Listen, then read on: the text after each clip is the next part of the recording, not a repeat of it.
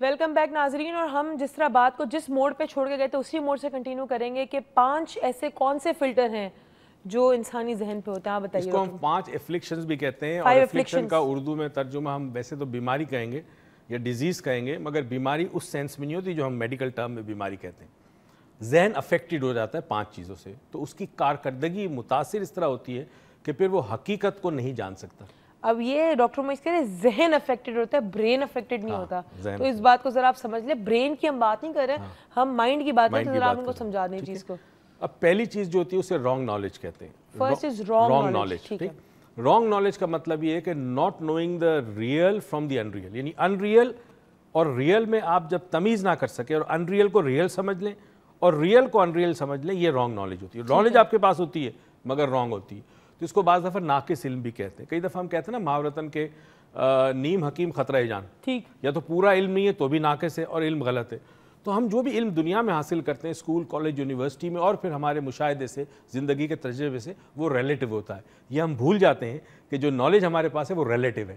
یہ سب سے بڑا نقص ہے اس نالج کے اندر. اوکے، تو ریلیٹیوٹی از دا موسٹ کہتے ہیں وہ thing that is causing wrong knowledge. Relativity is not absolute.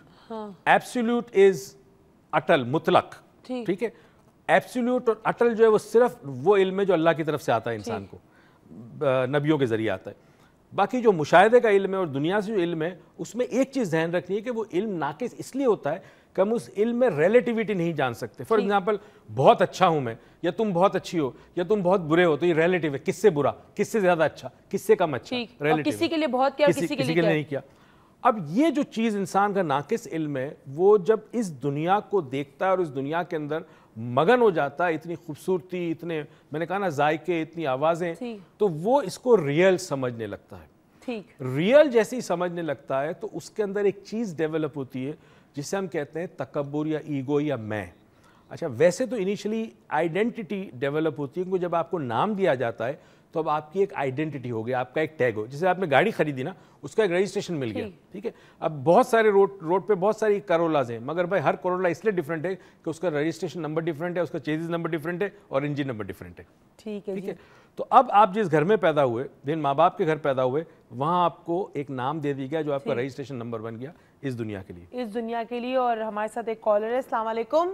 السلام علیکم جی. اعجاز الخالق جی، کیسے ہیں آپ؟ الحمدللہ میڈم. جی، رمضان مبارک. رمضان مبارک آپ جی. کہیے. پہلے تو میں اپنے گھر والوں کی طرف سے آپ سب کو تھینکس کرنا چاہتا ہوں. جو پروگرام آپ لوگ کر رہی ہیں اس نفسا نفسی کے دور میں، نہیں، تھینک یو سو مچ. اس کے لیے آپ کے ایک تو پروگرام کا وقت بہت کم ہے، آدھا گھنٹہ تو اس میں نکل جاتا ہے آپ کے کمرشلز وغیرہ میں، اور مجھے صاحب سے بات نہیں ہوتی. میرا ایک تو سوال یہ ہے جو آپ نے پوچھا تھا، جو آج میں نے کیا، میں جا رہا تھا پیدل، تو ایک رکشہ والا رانگ سائڈ ایک صاحب کو مارتے مارتے بچ گیا. تو میں نے اس کو صرف اس کو یہ بتایا کہ دیکھو اس طرح سے نہیں کرو. پہلی چیز یہ. دوسری، ایک ہم تو نارمل سمجھتے ہیں کہ ایک آدمی کو میں نے ایک افطار کرایا ہے. صحیح بات ہے. دوسرا جو سوال ہیومینٹی کے حوالے سے میرا ہے وہ یہ ہے کہ جو ینگ جنریشن ہے آج کل کی، اس کو ہم انسانیت کی خدمت کے لیے کس طرح انکریج یا آمادہ کر سکتے ہیں؟ ٹھیک. Very good question. ٹھیک. اچھا ڈاکٹر صاحب، دوسری چیز ہے کہ مجھے پرسوں آپ کے ریکی کے اس میں آنا ہے. اچھا، آپ نے آنا ہے؟ جی آ جائیں. میں نے آج ان سے آپ فروا کو لکھوا تو دیا ہے، مگر مجھے واؤچر چاہیے آپ کا. اچھا چلے، واؤچر ہمارا انشاءاللہ ہم 1-2 دن میں دیں گے. جب دیں گے آپ کال ٹرائی کرتے ہیں. آپ کو پرسوں تو ورک شاپ ہے؟ ہاں، تو شاید کل ہی دیں گے ہم واؤچر. پھر تو وہ مجھے کیسے پتہ چلے گا؟ اناؤنس کریں گے یہاں پر. کل ہم واؤچر دیں گے، کل کال کریے گا آپ. ٹھیک ہے.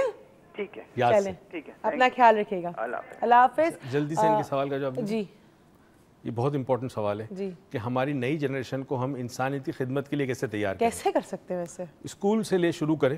کسی زمانے میں اسکولوں میں ہوتی تھی چیزیں، اب نہیں رہی. اسکول، کالج، یونیورسٹی میں آپ لازم کر دیں کہ ہر اسکول، ہر کالج، ہر یونیورسٹی جو اسٹوڈنٹس کا گروپ ہے اس کو ونس اے منتھ کسی ایسے جگہ لے جائیں یا 2-3 گھنٹے کسی قسم کا ویلفیئر کام کریں. بالکل صحیح، ہم لوگ بھی کہتے ہیں. اگر چھوٹی عمر سے عادت ڈال دی جائے گی تو بچہ جب ہوگا، بڑا ہوگا، تو سینس آف رسپانسبلٹی، اونرشپ اور نیشنلزم کے ساتھ ایک کانسیپٹ نیشنلزم آئے گا، تو وہ بچہ آگے جا کے انسانیت کے لیے کام کرے گا، بہت زیادہ کام کرے گا. اور اسکولس کے لحاظ سے جہاں تک میری ایکسپیرینس رہا ہے ابھی تک، ان ایکسپیرینسز کے بیسس پہ بتاؤں گی کہ سوشلی اسٹیٹس بڑھانے سے آپ کا بچہ جو ہے جو پڑھ رہا ہے وہاں پہ، وہ ضروری نہیں بہت اچھا انسان نکلے.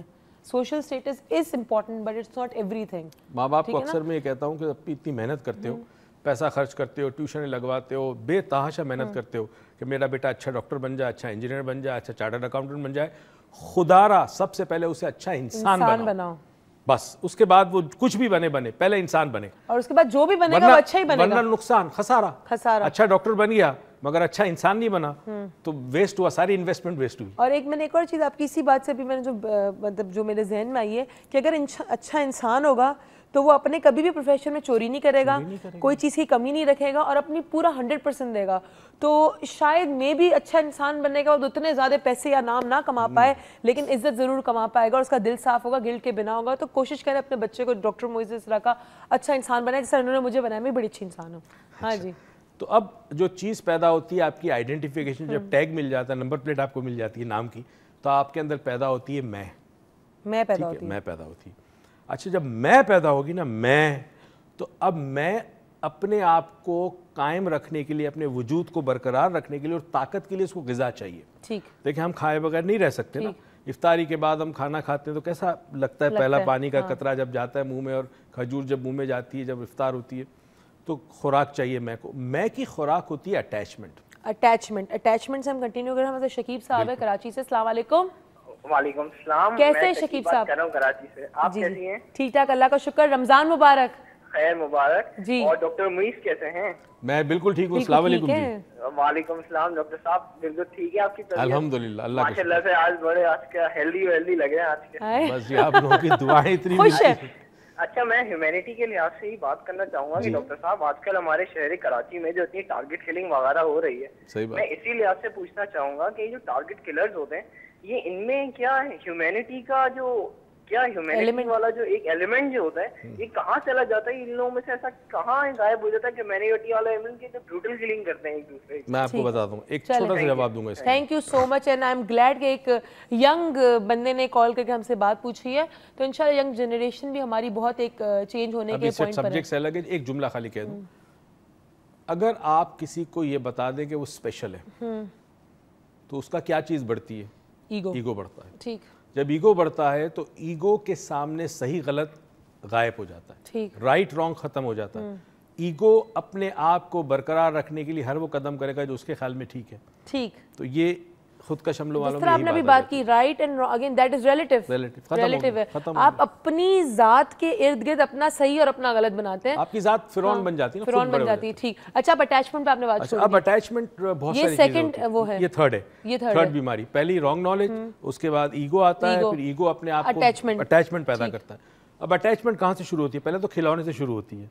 ये मेरा खिलौना, बहन आके मांगेगी, बड़ा भाई आके मांगेगा या कोई और आके मैं नहीं दूंगा, लड़ाइयाँ होती है, मेरा खिलौना, ये मेरे कपड़े, ये मेरा स्कूल का बैग है, मेरा लंच बॉक्स है। ये वहां से अटैचमेंट शुरू होती है। मेरा ईगो और अटैचमेंट चीजों से। मेरा का मतलब है मैं ना, ठीक है, मैं वही ना, मेरा means ego and then attachment with things. अब ये अटैचमेंट हर किस्म की होती है। आपने कितने बंगले बनाए, कितने प्लॉट आपके पास है, कितनी गाड़ियां हैं, कितना सोना है, कितना जेवर है, कितना बैंक बैलेंस है। एक तो मटेरियल थिंग होती है।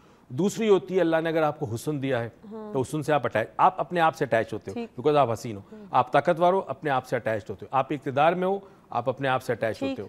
दौलत, पैसा, ये तमाम चीज़ें जो है, किसी ज़माने में ईगो के लिए लोग जो है वो अपने औलाद ज़्यादा पैदा करते थे। जिसकी जितनी ज़्यादा औलाद, वो अपने आप को इतना खुश नसीब समझता था कि मेरे उन 18 बच्चे या 16 बच्चे या 15 बच्चे, जिस ज़माने में मुमकिन था। बहुत सारे वजूहात थी, अब नहीं है इंसान के लिए आजकल।